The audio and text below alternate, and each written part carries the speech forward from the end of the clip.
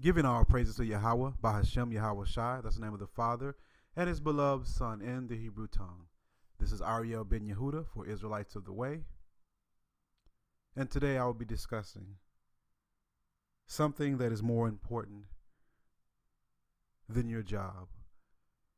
Something that is more important than all of your relationships, familial and otherwise.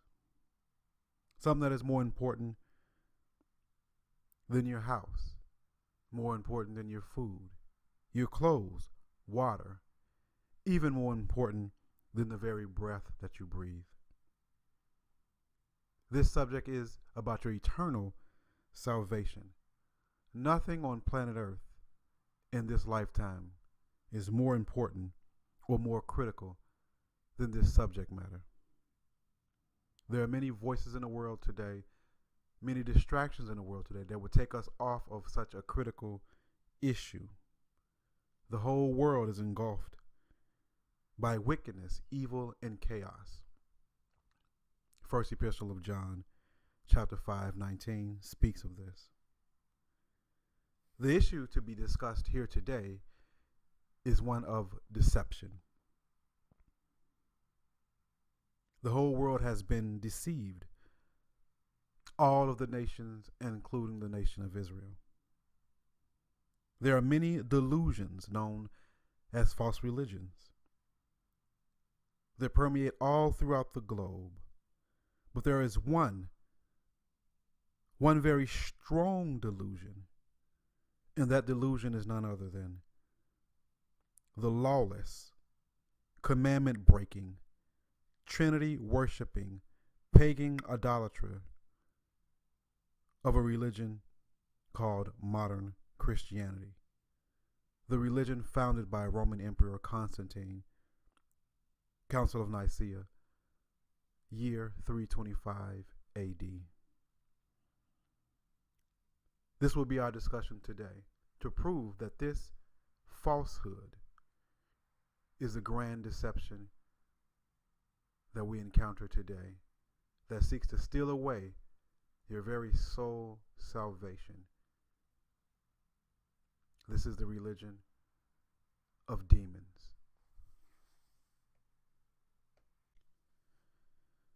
The chief text that we will use for this discussion today is found in 1 Thessalonians chapter 2, verse 9 through 12. And it reads, "Even him whose coming is after the working of Satan, with all power and signs and lying wonders, and with all deceivableness of unrighteousness in them that perish, because they receive not the love of the truth, that they may be saved." Verse 11, "And for this cause God shall send them strong delusion, that they should believe a lie, that they all might be damned, who believed not the truth, but had pleasure in unrighteousness." Now, it would do you well to read the whole chapter, but I want to focus on this text, these few verses, for this discussion to keep it to a minimum. Don't want to prolong the video. Now, we see a key word here, delusion. Delusion can also be synonymous with the term deception. A misleading, a leading astray. In fact, Strong's definition, which is G4106 for those who have a lexicon or those who have a Strong's concordance. Thayer's definition of this word, number 1, is a wandering, a straying about, one led astray from the right way, roams hither and thither. Number 2, metaphorically, mentally straying. Error, wrong opinion relative to morals or religion. Error which shows itself in action, a wrong mode of acting. Error which leads into error, deceit or fraud. Strong's direct definition is fraudulence, a straying from orthodoxy or piety. Deceit, to deceive. Delusion, error. Again, this is Strong's definition and also Thayer's definition of the term delusion. Now, having stated that, this text that we're using, we're going to work through this text. And as per usual, here at Israelites of the Way, we are Torah-based Israelites. It is the foundation. And as always, everything that we read in the New Testament, we will filter it and we will look at it in the light of the Torah, which is our foundation, the foundation of our most precious faith.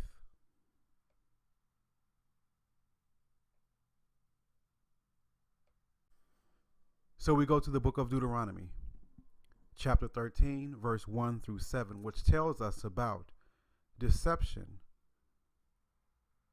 false prophets, and false prophecies. Deuteronomy chapter 13, verses 1 through 7 reads, "If there arise among you a prophet or a dreamer of dreams, and giveth thee a sign or a wonder, and the sign or wonder come to pass, whereof he spake unto thee, saying, Let us go after other gods, which thou hast not known, and let us serve them." Verse 3, "Thou shalt not hearken unto the words of that prophet, or that dreamer of dreams, for the Lord your God proveth you to know whether ye love the Lord your God with all your heart and with all your soul." Verse 4, "Ye shall walk after the Lord your God, and fear him, and keep his commandments, and obey his voice, and ye shall serve him, and cleave unto him. And the prophet, or that dreamer of dreams, shall be put to death, because he hath spoken to turn you away from the Lord your God, which brought you out of the land of Egypt, and redeemed you out of the house of bondage, to thrust thee out of the way, which the Lord thy God commanded thee to walk. So shalt thou put the evil away from the midst of thee.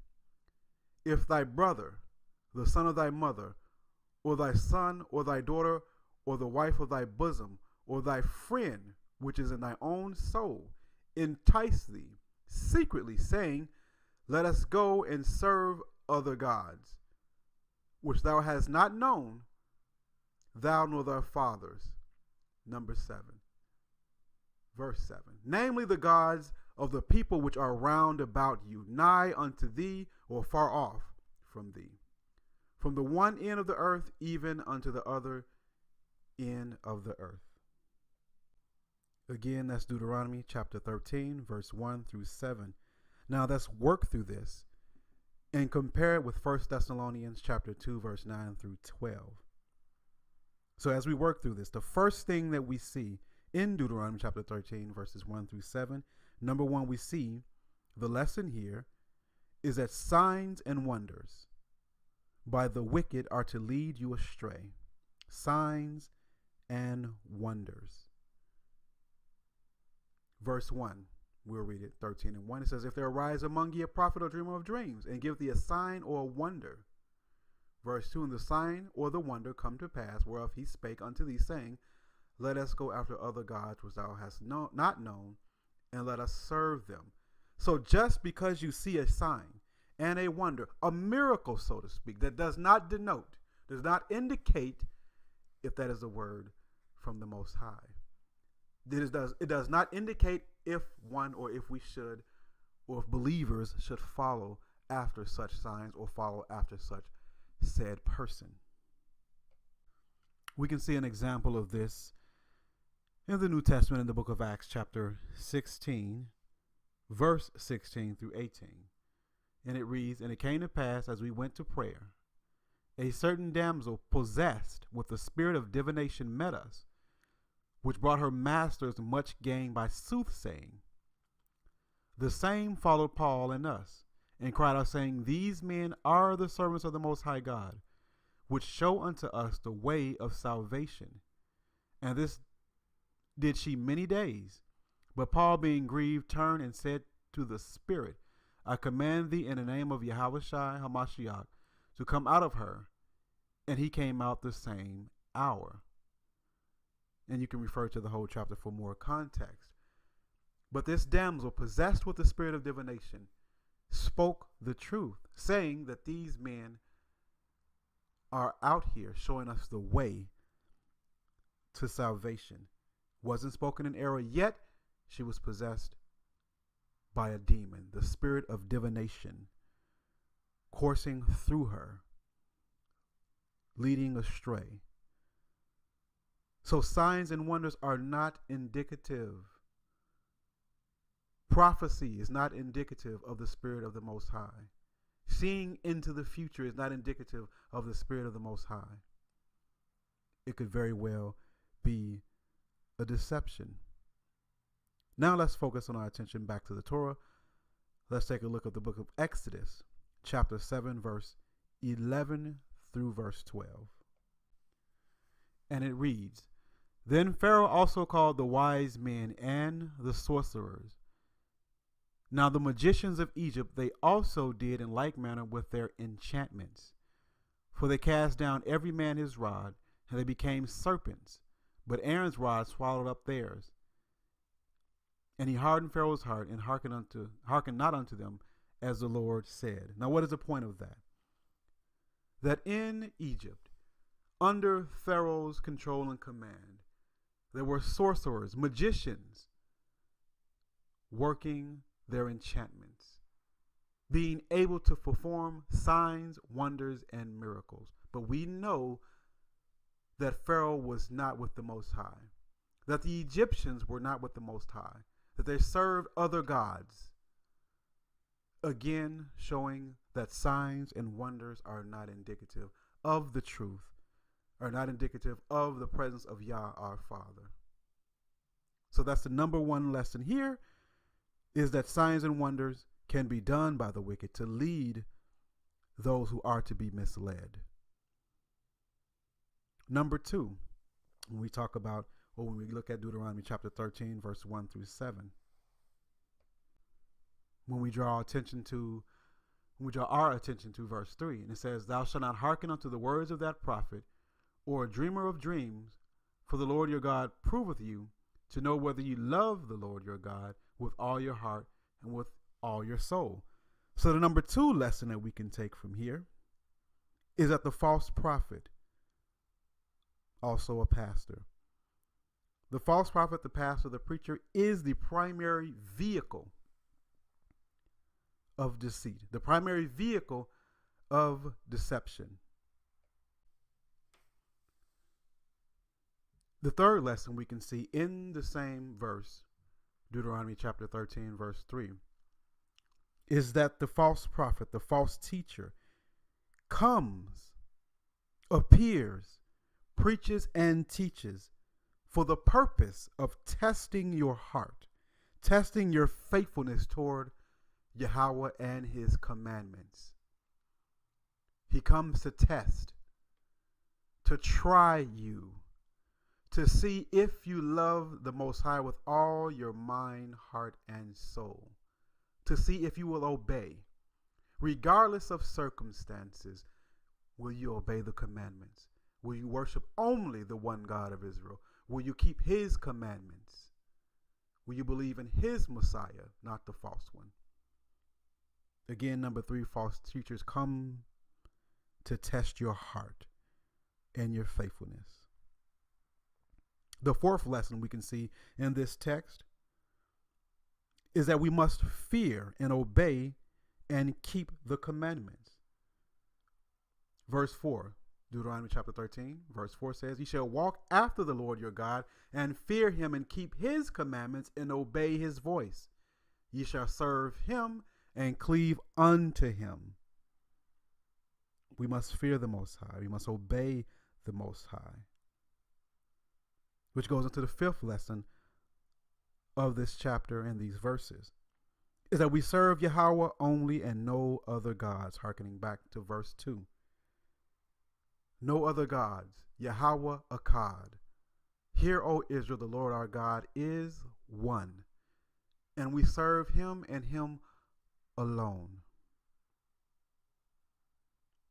Going forward to the book of Matthew in the New Testament, the Gospel of Matthew, chapter 24, verse 4 through 5, and we'll look at verse 24 to see more, to understand more, to discuss more about the strong delusion and deception.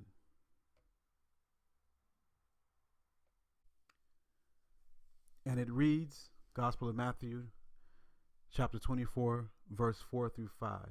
And Yahushua answered and said unto them, Take heed that no man deceive you.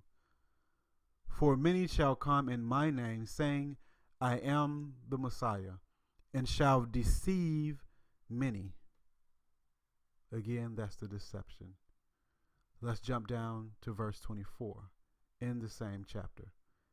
And it reads, For there shall arise false messiahs and false prophets, and shall show great signs and wonders, insomuch that if it were possible, they shall deceive the very elect. Again, they're going to show the false prophets, the preachers. They're going to show great signs and wonders, so much so that if it was possible,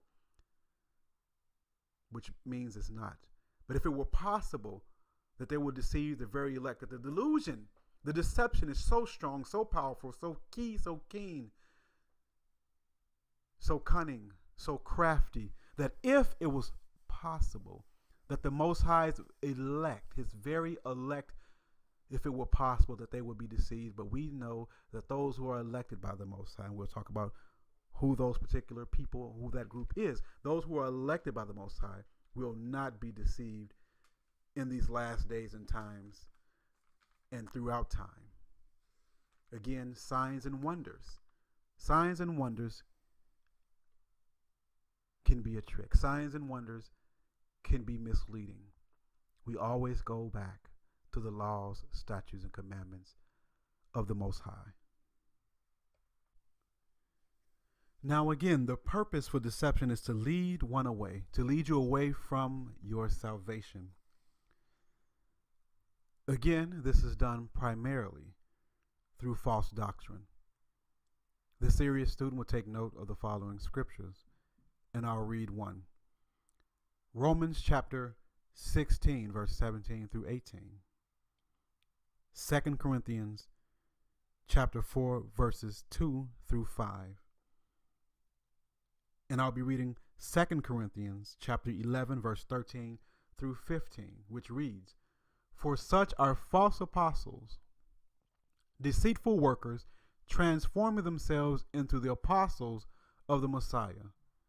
And no marvel, for Satan himself is transformed into an angel of light. Therefore it is no great thing if his ministers also be transformed as the ministers of righteousness, whose end shall be according to their works. Again, false doctrine, false apostles, false ministers, false preachers,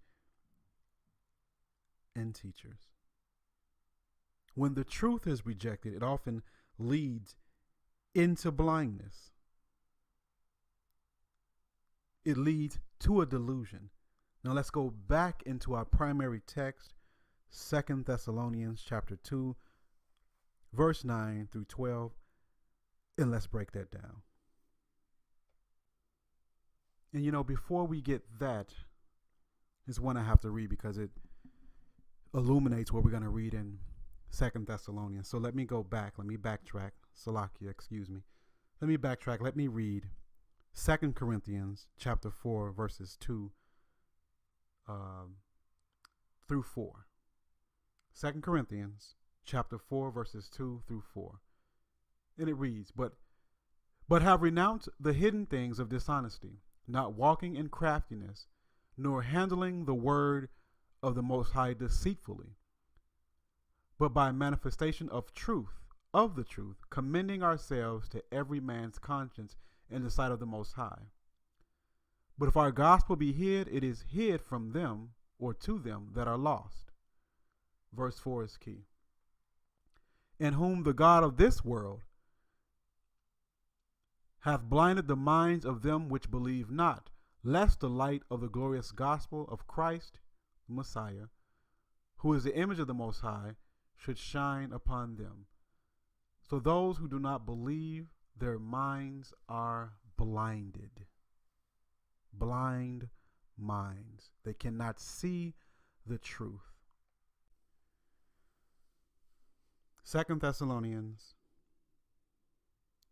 chapter 2, verse 9 reads, even him who is coming is after the working of Satan with all power and signs and lying wonders, and with all deceivableness of unrighteousness in them that perish, because they receive not the love of the truth, that they might be saved. Verse 11, and for this cause the Most High shall send them strong delusion, that they should believe a lie. So let's work through this. Verse 9, we see, hearkening back to Deuteronomy chapter 13. We see in verse 9 it says, even him who is coming is after the working of Satan with all power, signs, and lying wonders. The time is upon us. We are in the midst of signs and lying wonders. Lying wonders can be miracles and prophecies, signs and lying wonders.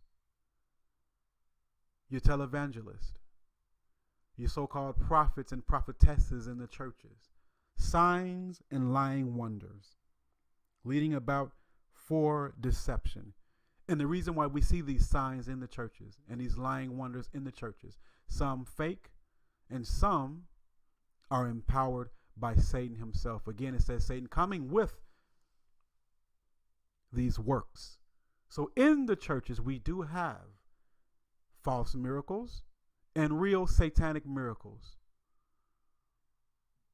And over them all is a false spirit. False prophets and false prophecies and prophetesses. In the church, they prophesy. Sometimes it's true, sometimes it's not. However, it's all from the same spirit of error, from the same demonic lying spirit, for the purpose of promoting false doctrine. Remember Deuteronomy chapter 13. The false doctrine of the Trinity. Understand that God is one, not three, or three in one, or one in three. So the lying wonders and the signs come to steal away your salvation. You see signs and lying wonders in the churches to keep you there, stuck in the deception, stuck in the blindness, stuck in the dark, stuck in the sin of such. Verse 10, 2 Thessalonians chapter 2, verse 10. And it reads, and with all deceivableness of unrighteousness in them that perish. Let's pause there for a minute. Deceivableness of unrighteousness. Unrighteousness is deceptive. When we look back in this chapter, going back up to verse 7, it talks about the mystery of iniquity. 2 Thessalonians chapter 2, verse 7 reads, for the mystery of iniquity doth already work. Only he who now letteth will let till he be taken out of the way. The mystery of iniquity. Iniquity is another word for sin. What is the mystery of iniquity that is working right now? And we can label this also when we go down to verse 10 with deceivableness of unrighteousness. What is righteousness? What is righteousness? And then people are deceived by unrighteousness. Pause and think for a moment. As always, we're going to go to the Torah. Torah-based Israelites. Torah, the foundation of our faith. Torah, foundation to understanding what is written in the Gospels and what is written in the epistles. When the apostles spoke, when the Messiah spoke, they spoke of Torah. Unrighteousness, deceivableness of unrighteousness, the mystery of iniquity. What are these things? What are these words? What do they mean? How do we understand them? I'll be brief because we can talk about these things for hours. I'll be brief. Let's go to the book of the law. Deuteronomy chapter 6, verse 25. And it reads, "And this shall be our righteousness, if we observe to do all these commandments before the Lord our God, as he commanded us." So righteousness is the keeping of the commandments that is set forth in the law, in the Torah. So when we look at Thessalonians, when it mentions the mystery of iniquity, when it mentions with all deceivableness of unrighteousness, what it is saying in effect is that breaking the law, going against the laws, statutes, and commandments is unrighteous, and you are deceived to do such thing. The mystery of iniquity, making sin a mystery. Now we understand sin is transgression against the law, 1 John 3 and 4, and we understand that we are to keep the law, statutes, and commandments. So how can iniquity, which is sin, be a mystery? I submit to you that those who claim that there is no law, those who claim that the Old Testament is done away with, those who claim that the law is done away with, this is the mystery of iniquity. This is deceivableness of unrighteousness. Where do we hear such terminology? Where do we hear such phrases? Where do we hear lawlessness being promoted? I submit to you, it is in the Christian cathedrals, churches. And this deceivableness of unrighteousness has to do with the believing of the one God of Israel. Because we are commanded to serve him and believe in only him, to have no other gods beside him. So those who don't understand the Torah, those who don't want to commit to the Torah, those who do not believe the Torah, are bound to be deceived, are bound to rebel against our God.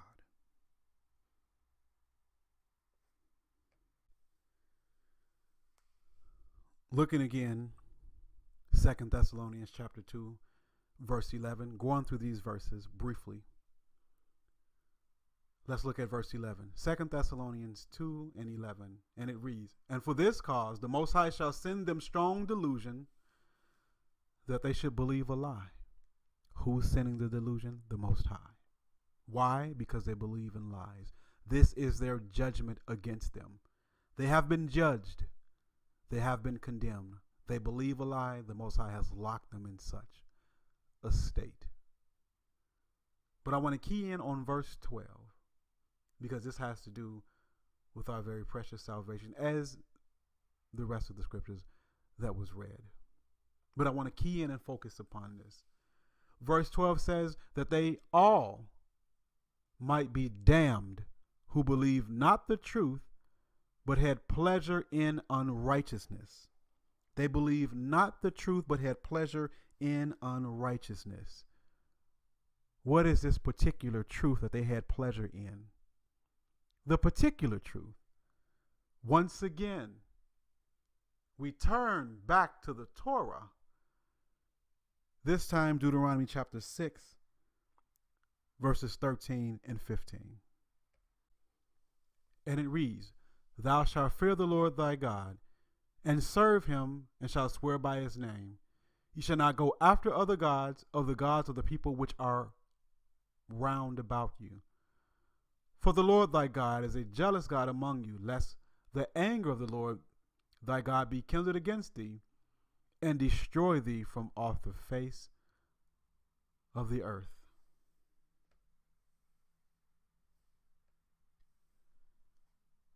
So we have to keep the commandments. We have to believe in the one God of Israel. We have to believe and keep his laws, statutes, and commandments.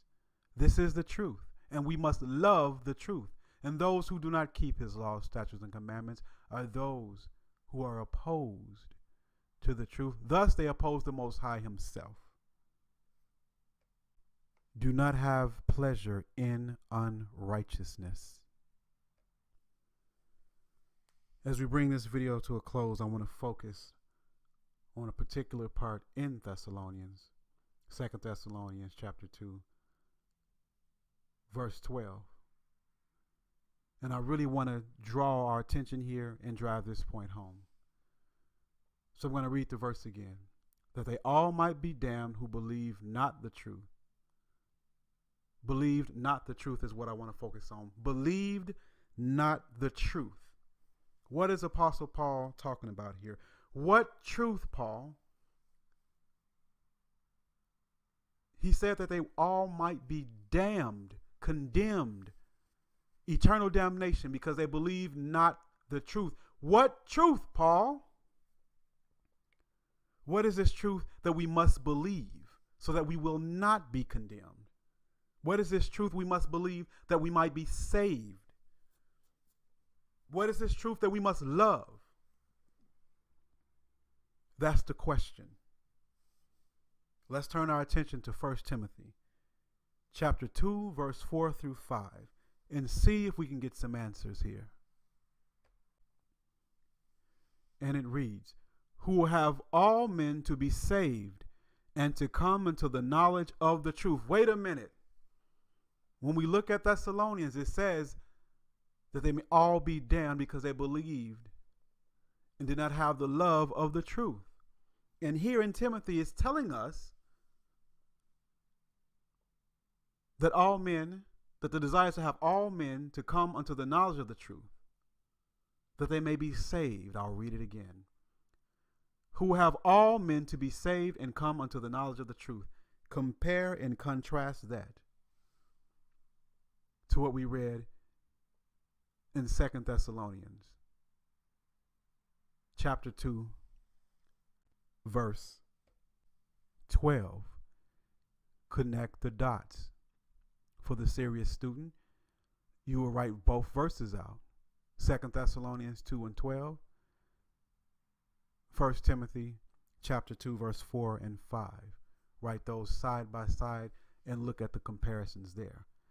So what is this truth, Paul? We understand the truth in the following verse. 1 Thessalonians 2 and 5. This is the truth that saves us. That saves us. This is the knowledge that saves us. In fact, let's read the verses over again. 1 Timothy 2 and 4. It says, who have all men to be saved and come unto the knowledge of the truth. What truth? For there is one God and one mediator between God and men, the man, Messiah, Yahweh Shai. That is the truth. That there is one God and one mediator between God and man, who is also a man, not a deity, not a second God, not a half human and half God, but a man, flesh and blood. The truth is that we must be saved by is that there is one God, Yahweh, no equals, none before, none with, none after. One God. This is the truth.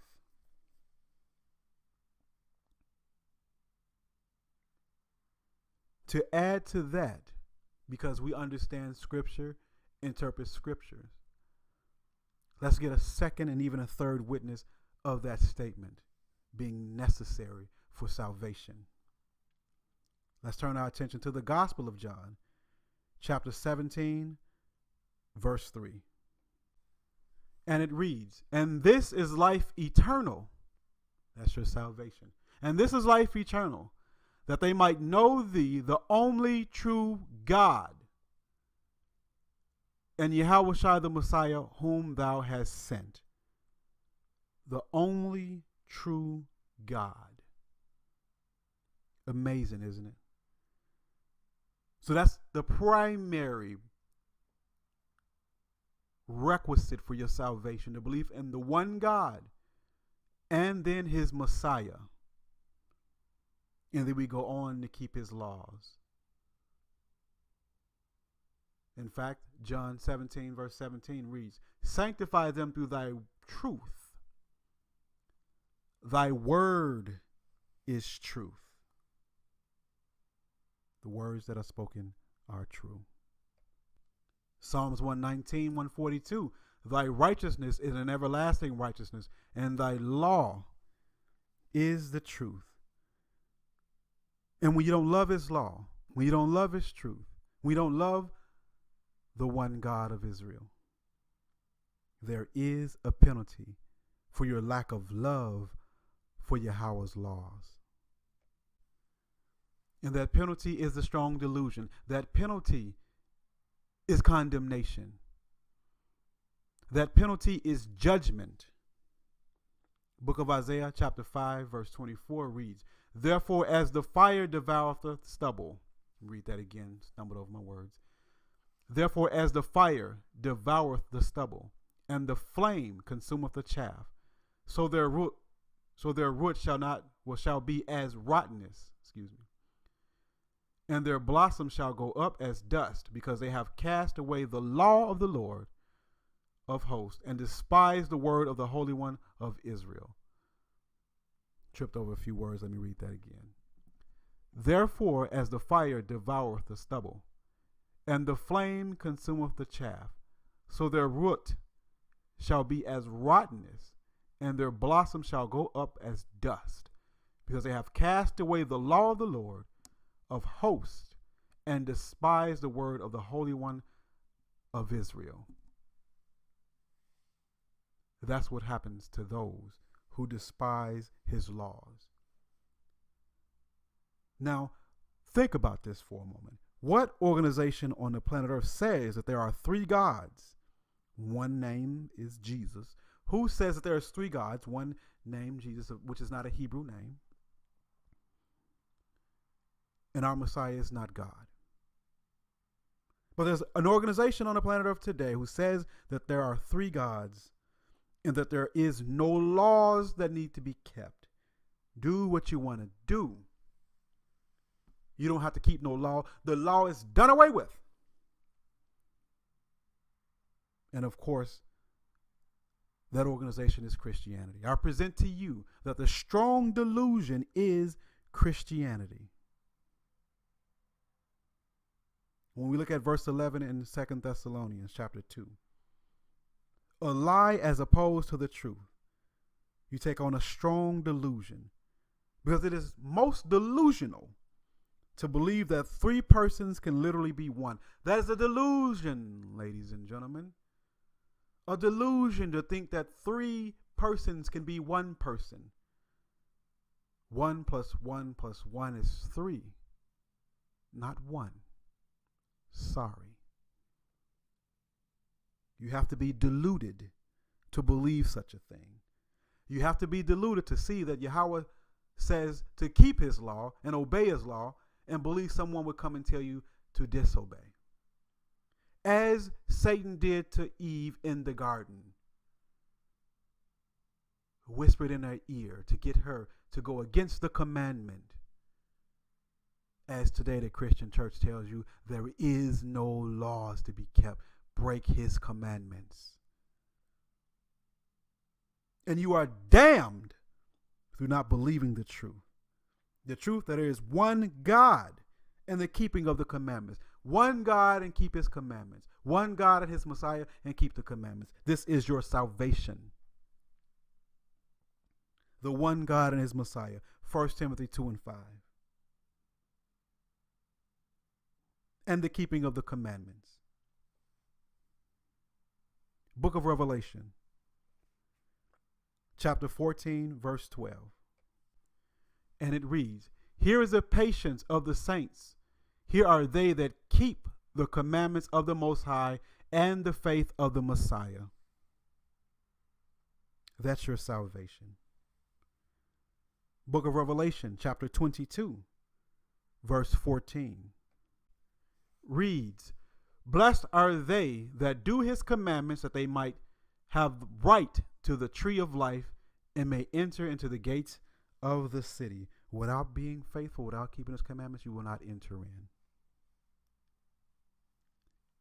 So in order to enter the gates of the Most High,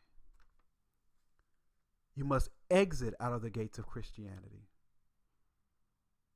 and believe the one God of Israel, and avoid the strong delusion.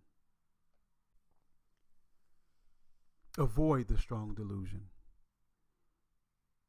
We started talking about the Torah. Let's end with it. Book of Deuteronomy, chapter 4, verse 29. And it reads, "But if from thence thou shalt seek the Lord thy God, thou shalt find him, if thou seek him with all thy heart and with all thy soul." That is the message here today. Seek the Most High. Exit the churches and enter into the commandments and the keeping of such. Again, there is only one God and his human Messiah, who we praise and honor, but we worship the one God of Israel. Not three, not 1 and 3, and not 3 and 1. That is the strong delusion.